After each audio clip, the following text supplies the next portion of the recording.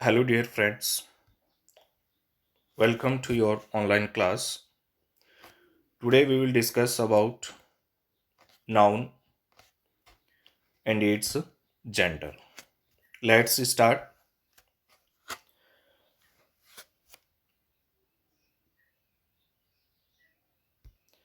अब तक हमने नाउन के फॉर्मेशन के बारे में पढ़ा था, नाउन के नंबर के बारे में पढ़ा और आज अपन पढ़ेंगे नाउन के जेंडर।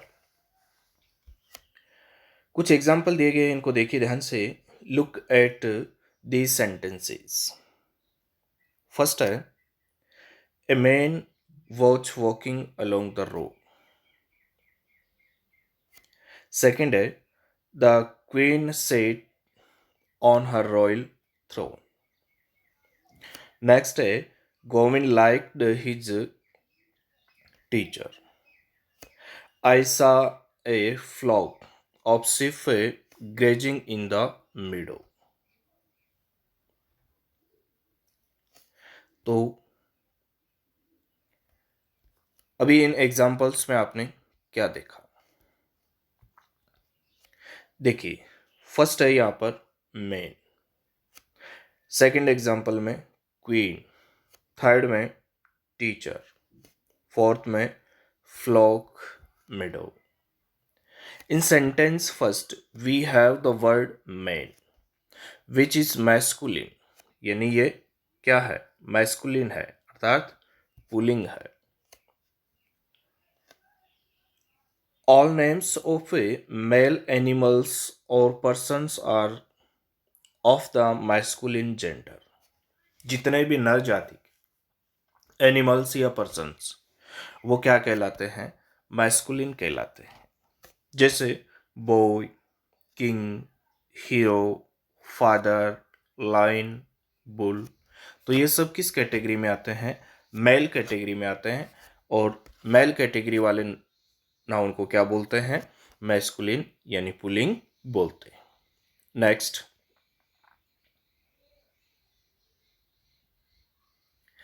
एग्जाम्पल नंबर सेकंड में आपने क्या देखा?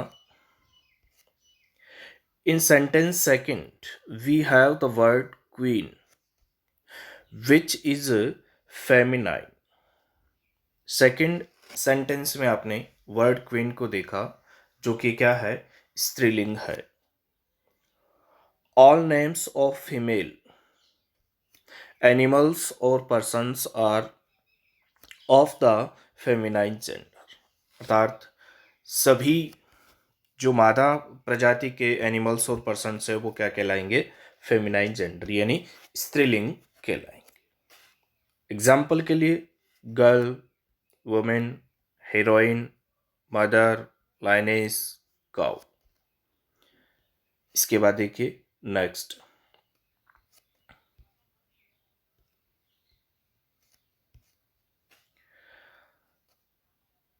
The word teacher. In sentence third यानी तीसरे सेंटेंस में आपने वर्ड देखा कौन सा? टीचर.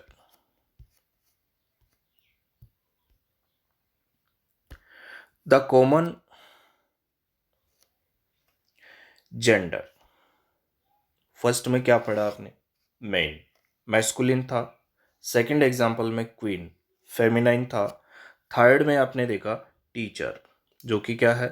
कॉमन है. बिकॉज क्यों? क्योंकि ए टीचर में बी मेल और फीमेल. टीचर है वो पुरुष भी हो सकता है और स्त्री भी. Nouns that can be applied to both male and female are of the common gender. अर्थात ऐसे नाउन जो कि आपके मेल और फीमेल दोनों में काउंट किए जाते हो, दोनों के लिए अप्लाइड हो, इस प्रकार के जो नाउन होते हैं वो जेंडर के तौर पर कॉमन जेंडर में रखे जाते हैं. जैसे child, pupil, friend, neighbour, servant. अब ये मेल भी हो सकते हैं सारे और फीमेल भी हो सकते हैं. नेक्स्ट,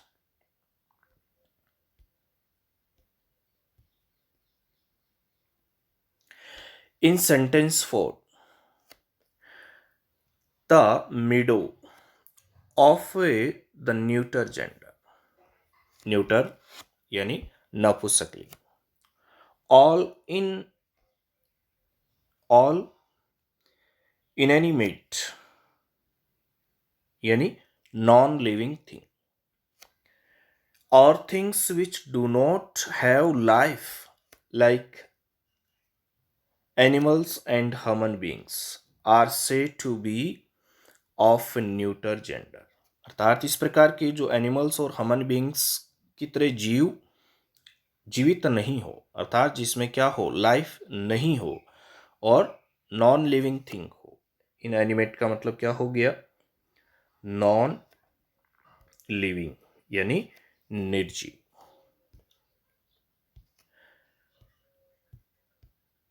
जैसे मीडो, tree, chair, room, stone, iron, ये सब के सब क्या है, न्यूटर जेंडर.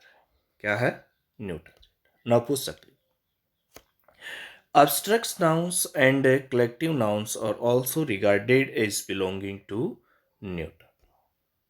न्यूटर जेंडर में और किसको शामिल किया जाता है, जितने भी एब्स्ट्रैक्ट नाउन्स यानी भाववाचक संज्ञाएं और कलेक्टिव नाउन्स यानी जो आपके समूहवाचक संज्ञा है वो, जैसे फ्लॉक है, क्राउड है, गैंग है, ब्यूटी है, ट्रूथ है, हाइट है. इस प्रकार के वर्ड्स जो है वो किसके अंदर आते हैं, न्यूटर जेंडर के अंदर आते हैं. क्लियर हुई बात. चलिए इसके बाद देखिए next.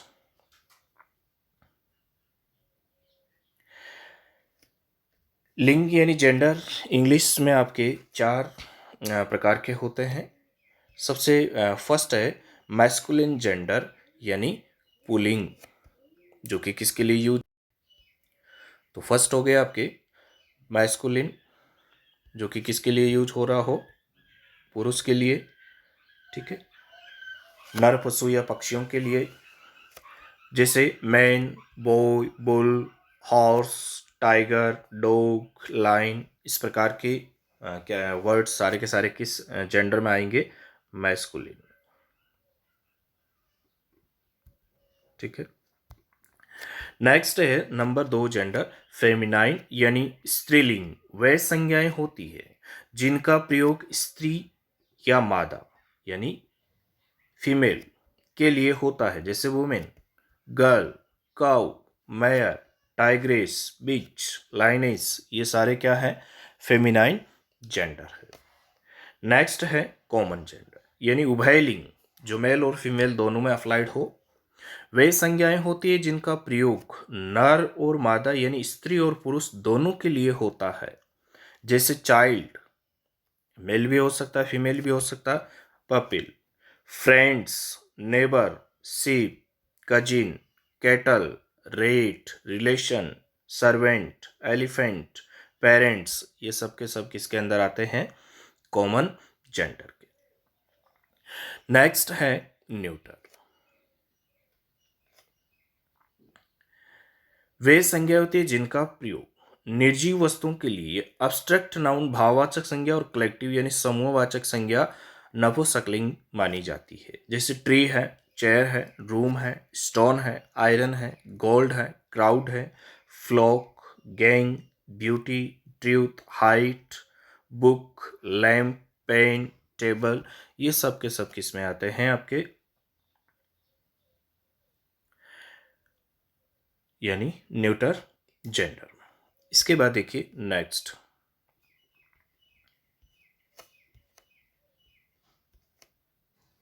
Some hints regarding gender यानी जेंडर को लेकर के कुछ सुझाव दिए गए हैं. फर्स्ट है समूहवाचक संज्ञा यानी कलेक्टिव नाउन्स, चाहे वे सजीव प्राणियों का समूह हो, नपुंसकलिंग यानी न्यूटर जेंडर माने जाते हैं. कलेक्टिव नाउन जितने, जैसे फ्लॉक, क्राउड, गैंग, टीम, अब ये किस जेंडर में माने जाएंगे, न्यूटर जेंडर. अब इसमें लिविंग या नॉन लिविंग की बात नहीं है, नाउन कौन सा होना चाहिए, कलेक्टिव नाउन. नेक्स्ट देखिए लिटिल एनिमल्स यानी छोटे जीव, and young ones of animals यानी प्राणियों के छोटे बच्चों के नाम न्यूटर जेंडर में माने जाते हैं, जैसे snake, bird, bee, fly, frog, lizard, mosquito, cub, chicken, lamb, kitten, kid, puppy. इस प्रकार के वर्ड्स किसके अंदर आएंगे? लिटिल एनिमल्स और यंग वंस ऑफ एनिमल्स किसके अंदर आते हैं? न्यूटर जेंडर में। और क्या आते हैं? Collective nouns.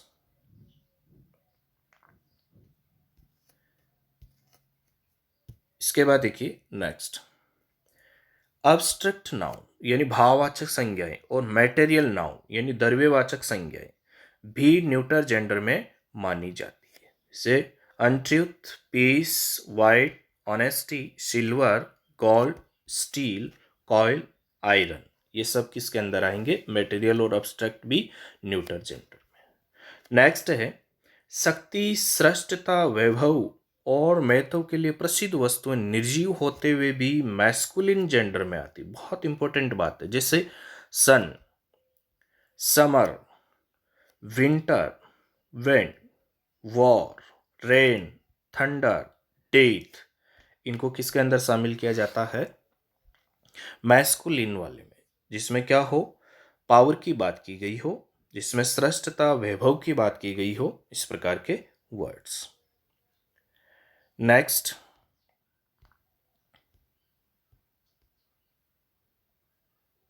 सौंदर्य, कोमलता, आकर्षण और शिष्टता के लिए प्रसिद्ध वस्तुएं निर्जीव होते हुए भी फेमिनाइन यानी स्त्रीलिंग मानी जाती है, जैसे the earth, moon, beauty, charity, mercy, liberty, modesty, honesty, truth, justice, fame, humanity, glory, virtue, jealousy. इस प्रकार के कुछ वर्ड्स जो कि फेमिनाइन जेंडर में आते हैं। नेक्स्ट, कुछ विशेषण वास्तव में तुलना का बोध नहीं कराते, इसलिए उनके पहले मोर और मोस्ट नहीं लगाते। क्लियर हुई बात? ओके।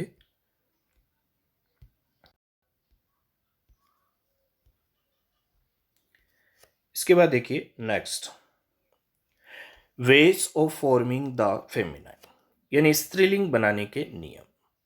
फर्स्ट है रूल इसका, बाय यूजिंग सेपरेट वर्ड्स, अलग से इसके लिए वर्ड यूज, जैसे किंग के लिए क्वीन हो गया, बॉय के लिए गर्ल हो गया, ब्रदर के लिए सिस्टर हो गया, सर के लिए मैडम हो गया। ठीक है, इस प्रकार बुल के लिए काउ हो गया, हॉर्स के लिए मैर हो गया, डॉग के लिए बिच हो गया, को के लिए हैन हो गया। Clear? Next,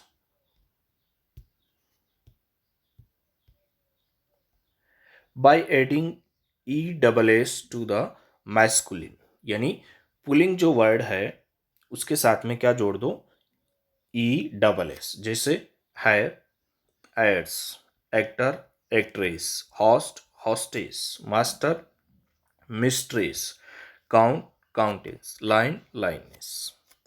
next, by adding a word indicating sex before or after the main word, जैसे he got, अब he और she got, अब he और she किसको शो करने वाले? मेल और फीमेल की बात हो रही है। ही किसके लिए आ गया? मेल के लिए। और सी किसके लिए आ गया? फीमेल के लिए। इसी प्रकार मैन सर्वेंट का मेड सर्वेंट, मिल्क मैन का मिल्क मेड, लैंडलॉर्ड का लैंड लेडी, पिकॉक का पी हैन, कॉक स्पैरो का हैन स्पैरो। क्लियर हुई बात? चलिए इसके बाद देखिए कुछ ऐसे वर्ड्स जिसके अलग ही स्त्रीलिंग यानी फेमिनाइन जेंडर होते हैं, जैसे hero, heroine, fox, vixen, widow, widow, czar, czarina, sultan, sultana, bride groom, bride.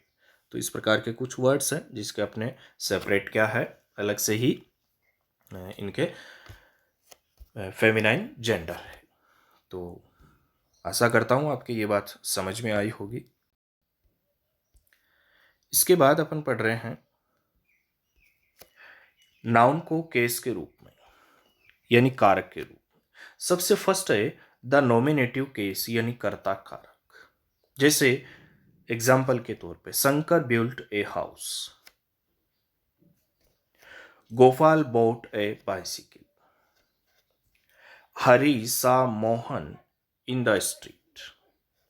अब आप यहां देखिए in examples.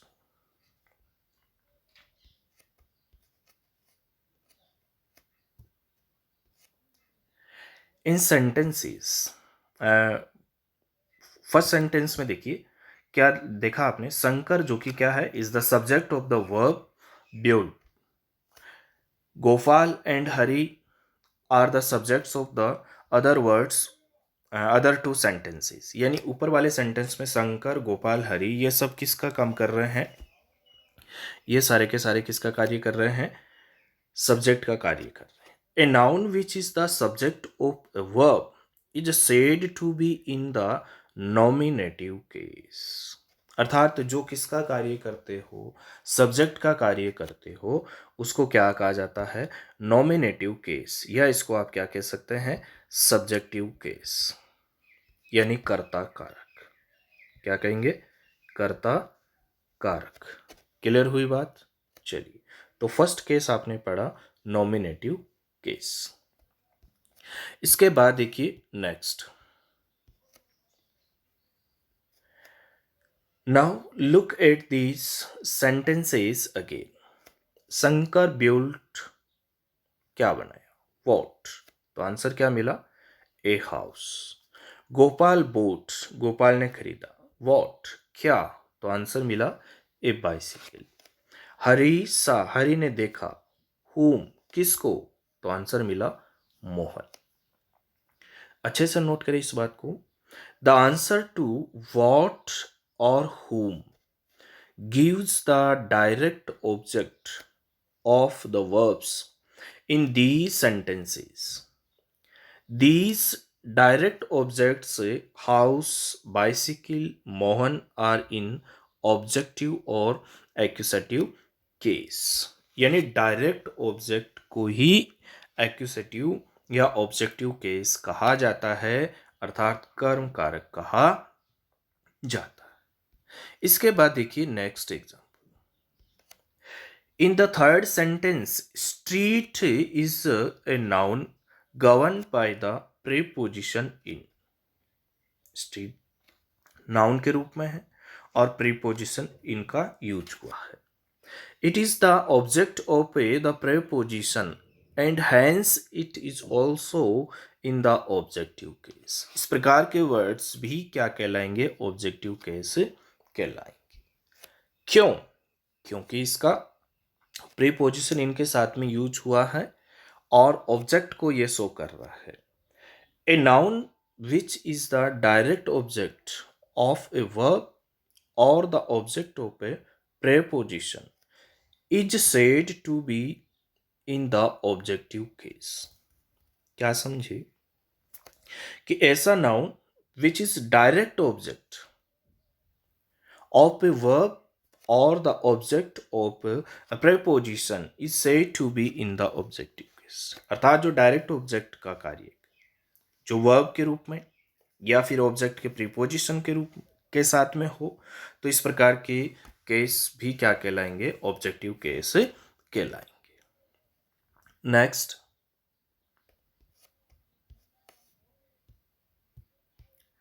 The possessive case. अब देखिए इन सेंटेंस को। I went to Shankar's house, this is Gopal's bicycle. In these sentences Shankar's, Gopal's यानी अपोस्ट्रोफी ये जो एस लगा के लिखा हुआ है। इन द पजेसिव यानी जेनिटिव, अच्छा वर्ड है पजेसिव या जेनिटिव केस इनको कहा जाता है, यानी संबंध कारक कहा जाता है। बिकॉज क्योंकि they show possession, the house belongs to Shankar and the bicycle belong to Gopal. क्योंकि ये संबंध बताते हैं कि हाउस है वो गोपाल का है, बाइसिकल हाउस है वो शंकर का है और बाइसिकल है वो किसका है, गोपाल का है। तो इस प्रकार से ये शब्द क्या बताते हैं, संबंध बताते हैं, पोजीशन बताते हैं। तो आशा करता हूं ये बात आपके अच्छे से समझ में आई होगी। इसके बाद देखिए नेक्स्ट, ये बहुत ही इंपॉर्टेंट बात है, इसको थोड़ा अच्छे से नोट करना। Ways of forming the possessive case, यानी संबंध कारक बनाने की विधियां। क्या तरीके हैं जिससे अपन पजेसिव केस बना सकते हैं। फर्स्ट है by adding apostrophe s to singular nouns. क्या जोड़ते हुए, अपोस्ट्रोफी एस जोड़ते हुए। कैसे, जैसे Shiva's dance, cow's milk, dog's tail, girl's song, king's death.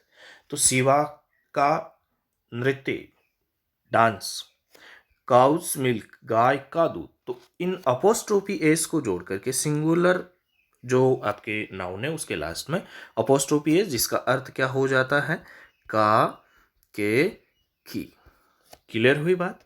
Next देखिए, by adding apostrophe s to plural nouns which do not end in s। गौर से पढ़े इस लाइन को। फर्स्ट देखिए सिंगुलर में अपोस्ट्रोफी एस लगाया है, लेकिन सेकंड आपको रूल्स ये कहता है कि आप प्लूरल नाउन्स के साथ में भी अपोस्ट्रोफी एस लगाइए, लेकिन कंडीशन क्या है, उसके लास्ट में एस वाला प्लूरल फॉर्म नहीं होना चाहिए। इससे पहले आपने प्लूरल सिंगुलर किस प्रकार से बनाए जाते हैं, सिंगुलर से प्लूरल, इसके रूल्स आपने पढ़े हैं। देखिए क्या लिखा है, मेंस वियर। अब देखिए मेन, M-A-N, अब इसका प्लूरल क्या हुआ, M-E-N। तो यहां आप जोड़ सकते हैं क्या, यहां पर आप ऐड कर सकते हैं अपोस्ट्रोफी एस। बात समझ में आई। जैसे वुमेन कॉलेज, अब बताइए वुमेन्स कॉलेज, समझ में आ रही है बात। यहां वुमेन प्लूरल तो है, लेकिन एस वाला प्लूरल नहीं है, जिसके लास्ट में एस लगा के प्लूरल बनाया जाता है, वो वाला नहीं है। नेक्स्ट देखिए चिल्ड्रंस बुक, चिल्ड्रंस बुक्स, यानी यहां पर भी अपोस्ट्रोफी एस लगा, क्योंकि यहां चाइल्ड से चिल्ड्रन बना, जो कि एस वाला प्लूरल फॉर्म नहीं है।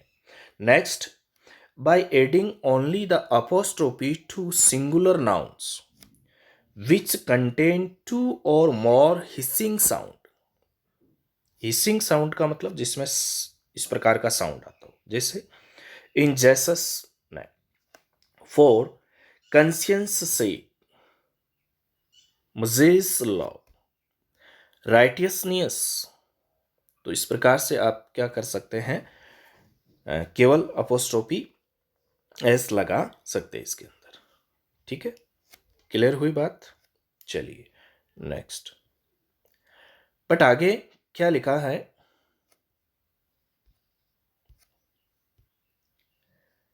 But when there is only one sound in the singular number nouns apostrophe s should be added, जैसे kids poetry, horse hate, bats business। क्या समझे, यानी जब हिसिंग साउंड की बात हो तो आप डायरेक्ट क्या जोड़िए, एस। क्लियर हुई बात। उसके बाद अपोस्ट्रोफी, लेकिन सिंगल एस हो ऐसी स्थिति में अपोस्ट्रोफी एस आपको लगाना है। Next, by adding only the apostrophe to the plural nouns ending in s, bird's nest, students union, merchants association। देखिए सिंगुलर में क्या किया आपने, अपोस्ट्रोफी एस लगाया। प्लूरल जिसके साथ में क्या हो, एस वाली फॉर्म नहीं बनती हो, यानी जैसे बॉयज वाली इस प्रकार की, एस वाला लास्ट में प्लूरल नहीं हो, जैसे मेन का मेन हो, MAN का MEN। तो ऐसी स्थिति में उसके साथ में भी अपोस्ट्रोफी आप एस लगा रहे थे। इसके बाद आपने हिसिंग साउंड वाले में केवल एस की बात, ये अपोस्ट्रोफी की बात हुई, लास्ट में पहले एस लगा हुआ है, उसके बाद अपोस्ट्रोफी लगाना है। उसके बाद आपने क्या पढ़ा कि सिंगल एस लास्ट में हो तो आपको अपोस्ट्रोफी एस लगाना है। इसके बाद देखिए नेक्स्ट, जो प्लूरल हो और जिसके लास्ट में क्या हो, एस हो, ऐसी स्थिति में एस के बाद सिर्फ अपोस्ट्रोफी लगेगी। जैसे boys hostel, BOYS, boys hostel. अब बताइए, बॉयज हॉस्टल अपोस्ट्रोफी एस के बाद लगेगा या फिर यहां पर इस प्रकार से होगा, BOY इसके बाद अपोस्ट्रोफी एस, बॉयज हॉस्टल। कौन सा सही होगा इनमें से? तो बिल्कुल सही बात है, क्योंकि एक लड़के का कोई हॉस्टल नहीं होता, तो ये तो सिंगुलर के लिए यूज हुआ है। बॉयज पहले आपने क्या लिखा, BOYS, और उसके बाद क्या लगा रहे हैं आप, अपोस्ट्रोफी। इसी प्रकार जैसे स्टूडेंट्स यूनियन। अब बताइए, एक स्टूडेंट की यूनियन थोड़ी की, यूनियन तो क्या है, बहुत सारे विद्यार्थियों की है। तो इस प्रकार के आपको ध्यान में रखना है। क्लियर हुई बात? चलिए नेक्स्ट देखिए।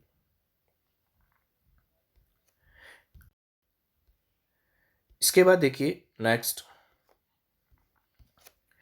By adding apostrophe s only to the last of a group of nouns taken together, जैसे the government of India's policy, the governments of India's policy, the University of Bombay's regulations। समझ में आ रही है बात? क्या बोला कि इस प्रकार के ग्रुप वाले जो नाउन्स है, जैसे द गवर्नमेंट्स इंडियाज या इंडियाज गवर्नमेंट्स पॉलिसीज, ऐसा नहीं करना है। The government of India's, last वाला हेड वर्ड कौन सा, इंडिया, तो इसके साथ क्या लगा दो, अपोस्ट्रोफी एस। इसी प्रकार द यूनिवर्सिटीज, अपोस्ट्रोफी एस नहीं होगा, the university of Bombay's head word होगा, और उसके साथ में क्या लगा दी है, अपोस्ट्रोफी एस। तो ये बात भी क्लियर हुई है। इसके बाद देखिए नेक्स्ट एग्जांपल, या ब्रदर है, PROTHER, ठीक है। In large, brother in large marriage, brothers in large marriage नहीं होगा, ब्रदर इन लार्ज, यानी लास्ट जो वर्ड है इसके साथ में अपोस्ट्रोफी एस आपको लगाना है। नेक्स्ट है rule number 6, by adding s to the second of a two nouns in apposition, जैसे पटेल, द एडवोकेट्स हाउस। अब आपने अपोजिशन का मतलब, कोई नाउन है और उसके साथ में उसका अतिरिक्त वर्णन किया गया, यानी उसके साथ में ही उन वर्णन को लिखा गया, उसकी डिटेल को लिखा गया, या कुछ उसकी विशेषता। जैसे पटेल कौन, एडवोकेट, पटेल कौन, एडवोकेट, उसके घर की बात हो रही है। तो क्या बोला, by adding apostrophe s to the second of two nouns. अब दो नाउन हो गए, पटेल हो गए, एडवोकेट हो गए, तो सेकंड वाले पे अपोस्ट्रोफी एस लगाना है। जैसे मर्थी द मैजिशियंस ट्रिक्स। अब बताइए, मर्थी कौन है, मैजिशियन, तो लास्ट वाला जो है उसके साथ में आपको अपोस्ट्रोफी लगाना है। नेक्स्ट, नेक्स्ट में देखिए क्या लिखा हुआ है, generally speaking only nouns representing living beings, यानी इस प्रकार के जो लिविंग बींग्स, जीवित प्राणियों को रिप्रेजेंट कर रहे हो, used in possessive case. In the case of inanimate, यानी इनएनिमेट कौन से हो गए, इनएनिमेट हो गए निर्जीव। The idea of possession is indicated by the use of the preposition of, जैसे the state of her day, not her health state, the development of agriculture, यानी नॉन लिविंग थिंग के साथ में अपोस्ट्रोफी एस नहीं लगेगा, उनके साथ में आपको प्रीपोजिशन क्या लगाना है, ऑफ लगाना है। क्लियर हुई बात? चलिए इसके बाद देखिए नेक्स्ट, तो कुछ इसके एग्जेप्शंस की बात कर लेते हैं। But there are exceptions to this rule. क्या है इसके अपवाद, वो देखिए। टू दिस रूल के एग्जेप्शंस है कि when an object is personified, when an object is personified, it can be used in the possessive case. जैसे India's millions, nature's laws, fortune's favour. अब आप कहेंगे इनके साथ में अपोस्ट्रोफी एस कैसे लगा नॉन लिविंग के साथ में, तो देखिए सीधी सी बात है, इसको क्या किया गया है, पर्सनिफाइड किया गया, यानी पर्सनिफिकेशन की बात हो रही है यहाँ पर। इसको नॉन लिविंग से लिविंग थिंग के रूप में मान लिया गया है। क्लियर हुई बात? चलिए इसके बाद देखिए next, There are also a few common phrases in which inanimate things are used in the possessive form is. जैसे कुछ और उदाहरण देखिए यहाँ पर inanimate. A stone's throw. अब आप कहेंगे कि यहाँ पर a stone's apostrophe s कैसे लगा? स्टोन तो नॉन लिविंग है. तो देखिए इसको कुछ ऐसे फ्रेजेज है जिसको किसके अंदर लिखा जाता है, इस प्रकार की रूप में या फॉर्मेट में लिखा जाता है, भले ही वो इनएनिमेट क्यों ना हो. जैसे a hair's breadth या an at arm's length, out of a harm's reach, in a week's time, on his heart's content, at his wit's end. Clear हुई बात? चलिए नेक्स्ट. इसके बाद है नेक्स्ट आपका केस. कौन सा है? द डेटिव केस यानी कर्म कारक. अब देखिए इससे पहले आपने पढ़ा था कौन सा केस कारक पढ़ा था? सब्जेक्टिव केस पढ़ा जिसको नॉमिनेटिव भी कहा जाता है. क्या पढ़ा था आपने? सब्जेक्टिव जिसको नॉमिनेटिव भी सब्जेक्टिव केस पढ़ा जिसको नॉमिनेटिव केस भी कहा जाता है. उसके बाद आपने क्या पढ़ा? ऑब्जेक्टिव केस पढ़ा. क्या पढ़ा था? Objective case. ऑब्जेक्टिव केस पढ़ा था और उसमें दो ऑब्जेक्ट की बात हो रही थी. ऑब्जेक्टिव केस कितने प्रकार के होते हैं? ऑब्जेक्टिव केस दो प्रकार के होते हैं. एक तो कौन सा? डायरेक्ट. और एक कौन सा? इनडायरेक्ट. अब देखिए आपने डायरेक्ट को पढ़ा था एक्यूसेटिव, ACCUSATIVE, और इनडायरेक्ट को क्या पढ़ रहे हैं आप? Dative case. तो आशा करता हूँ आपकी ये बात समझ में आई होगी. फिर से समझ लीजिए क्या बोला मैंने अभी, कि इससे पहले आपने पढ़े सब्जेक्टिव जिसको नॉमिनेटिव केस भी कहा जाता है, या नॉमिनेटिव जिसको सब्जेक्टिव जो सब्जेक्ट का कार्य करते हैं. उसके बाद ऑब्जेक्टिव केस पढ़ा. ऑब्जेक्टिव केस में व्हाट और हुम का जवाब देने वाले ऑब्जेक्टिव केस होते हैं.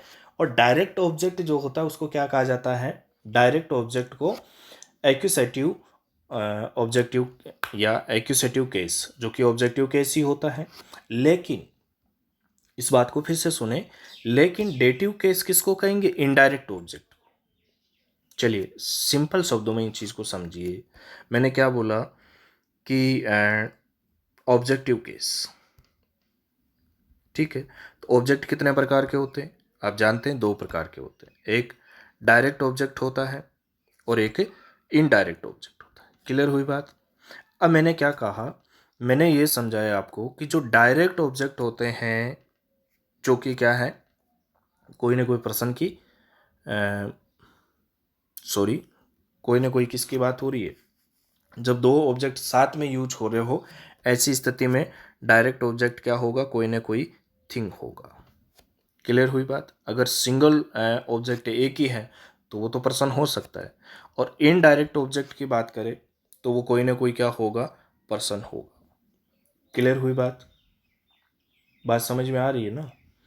लेकिन यहाँ जो केस की बात हो रही है, डायरेक्ट जो ऑब्जेक्ट है उसको कौन सा केस कहा जाता है? एक्यूसेटिव, ACCUSATIVE.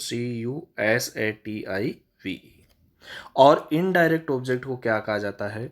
डेटिव केस कहा जाता है. क्लियर हुई बात? अब चलिए इसके बाद देखिए next.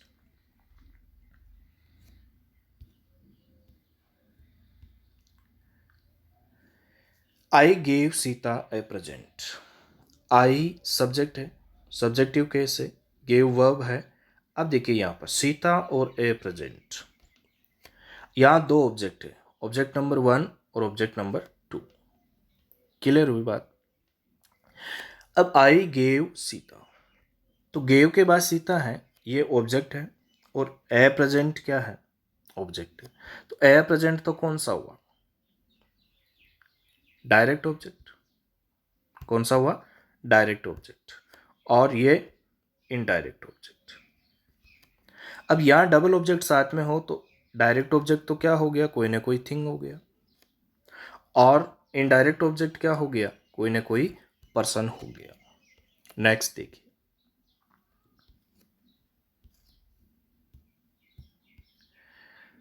Sudhir sent me a book. Madhu bought his son. Madhu bought his son a watch. I gave a present to whom? किसको दिया? तो to Sita. Sudhir sent a book to whom, किसको? To me. Madhav bought a watch for whom, किसके लिए? अपने बेटे के लिए।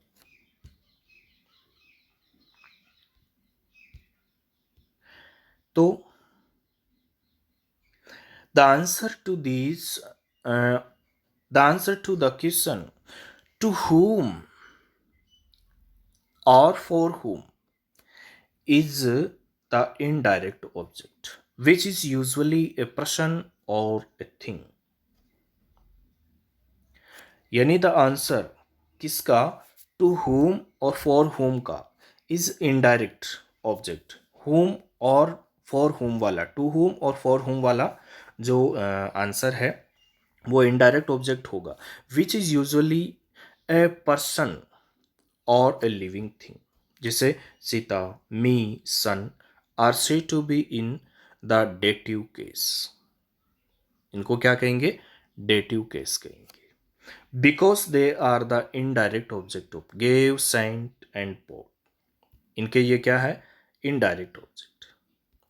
इसके बाद देखिए नेक्स्ट, ए नाउन और pronoun which forms the indirect object, a verb in the dative case. Indirect object को क्या कहेंगे? Dative case. इसके बाद नेक्स्ट है आपके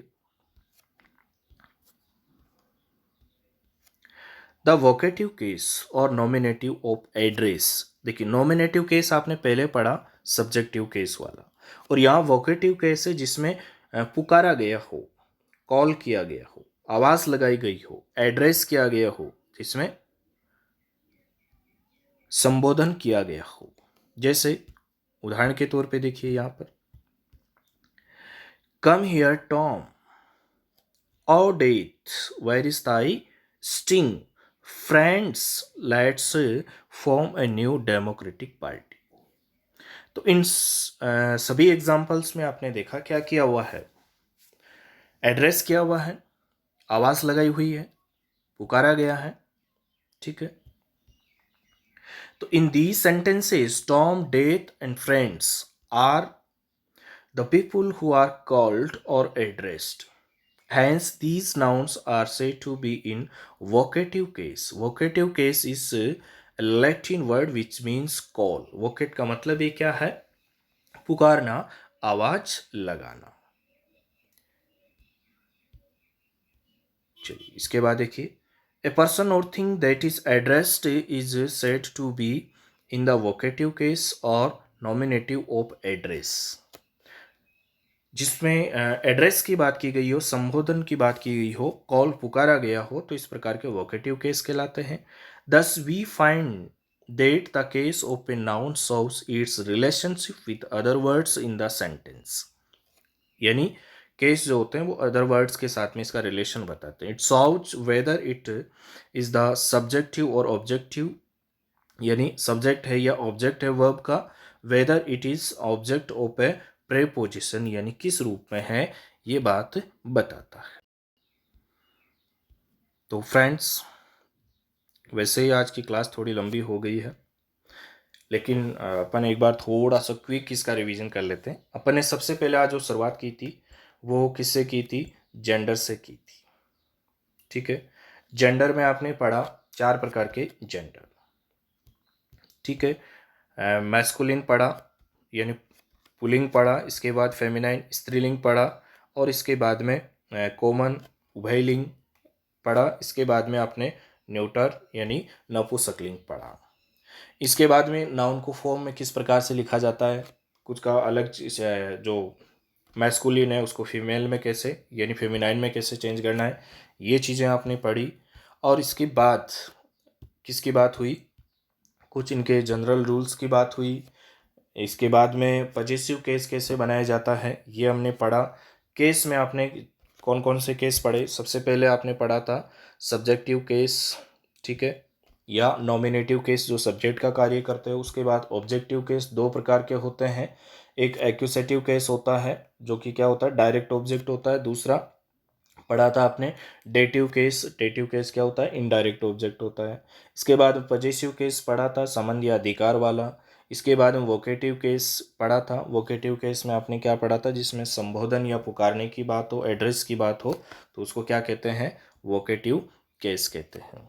तो आशा करता हूँ आपकी ये सारी बातें अच्छे से समझ में आई होगी। अगर आपको किसी प्रकार की कोई कंप्लेन हो, किसी प्रकार की आपको कंटेंट को लेकर के या वॉइस को लेकर के किसी प्रकार की कोई कंप्लेन हो, तो आप ज़रूर कमेंट में इस चीज़ को लिख के सुझाव दें।